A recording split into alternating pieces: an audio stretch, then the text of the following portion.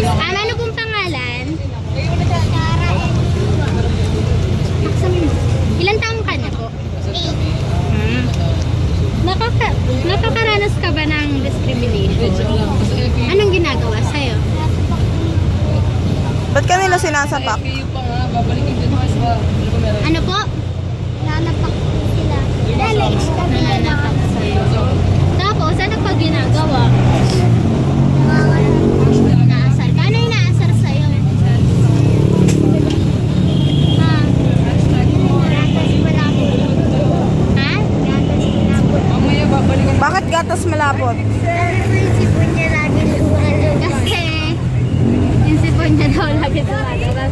Anong ginagawa mo para hindi ka nila asarin? Or para malayo ka dun sa pang-asar nila?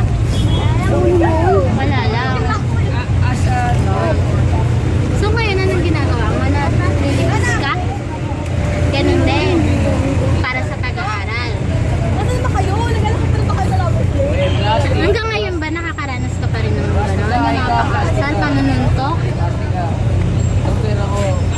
Stop. Okay.